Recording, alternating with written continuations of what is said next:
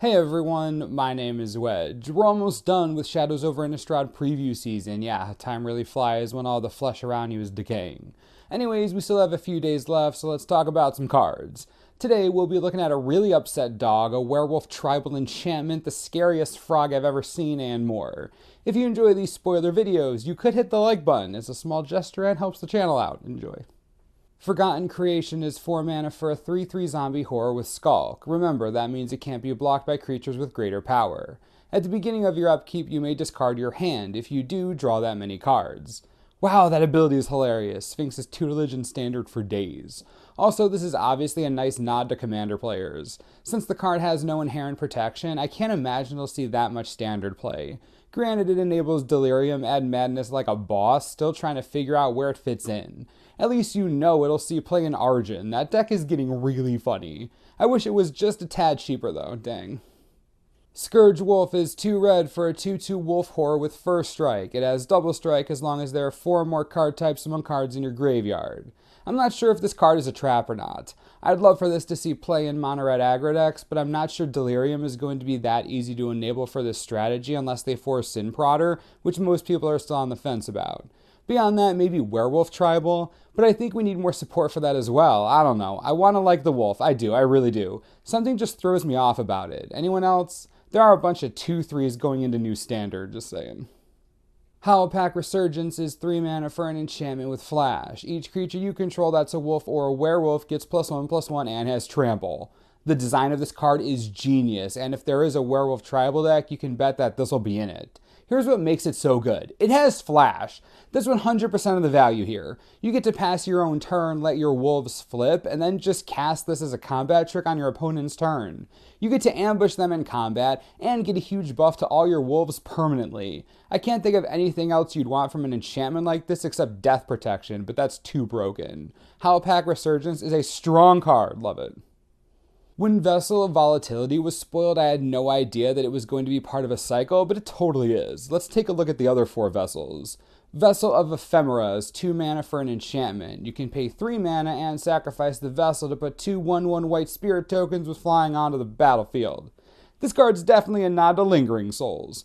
Of course, it isn't anywhere near as broken, and the investment of 5 mana is a lot for 2 1/1s even if they fly, but I can see this as a fine filler card in Limited. Enchantment adds a valuable card type to Delirium, so 23rd card here.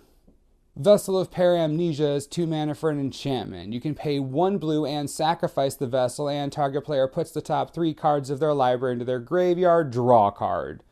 This is my kind of vessel. You'll probably target yourself with the mill ability to power your Delirium, which is great synergy by the way, and then getting to draw a card is always nice. Of course, this doesn't apply any immediate board pressure, but it's a cantrip and it fuels a mechanic. I like it.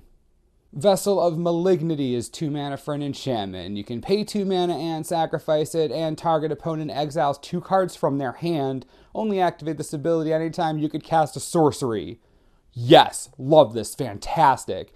You play this and it basically forces your opponent to either play their best stuff or destroy it before you can neuter their hand. Just staring this down will force your opponent to play differently. I'm always a fan of cards that do that. The last vessel in the cycle is Vassal of Nascency, 1 green mana for an enchantment. You can pay 2 mana and sacrifice it to reveal the top 4 cards of your library.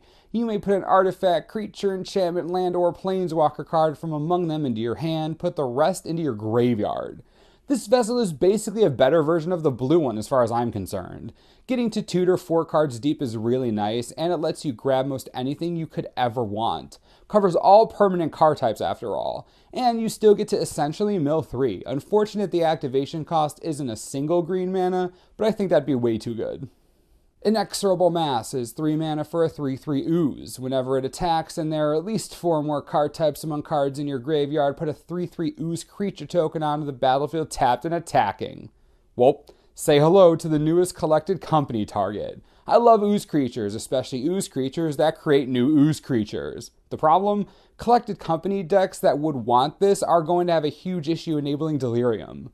Those decks don't usually run a ton of non-creature spells, you know? This is an interesting card. It would have to be in some type of mid-range strategy, I'm guessing, something designed around tempo plays and playing this into an empty board.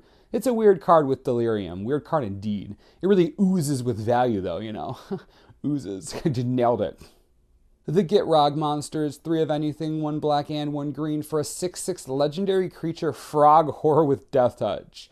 At the beginning of your upkeep, sacrifice it unless you sacrifice a land. You may play an additional land on each of your turns. Whenever 1 or more land cards are put into your graveyard from anywhere, draw a card. Life from the Loam, Crucible of Worlds. The engine around this card is hilarious, absolutely ridiculous. Anything with Dredge?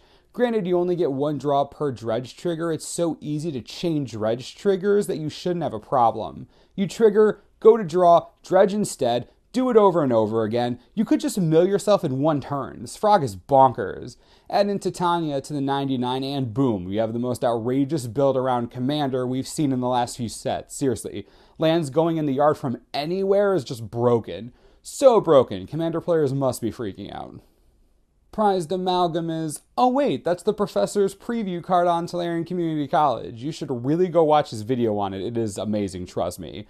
Click this link and go enjoy the awesomeness. Nothing screams Shadows over Innistrad like, well, screams. Seriously, go show your support. Us YouTubers gotta stick together. What do you all think about today's spoilers? I'm still not over the crazy frog yet. That card's insanity. Absolute insanity. Can't wait to build around it in Commander. Dredge for days. Let me know how you feel in the comments and we'll talk about it. As always, subscribe for the latest and most reliable Shadows over Innistrad spoiler information you could ever need.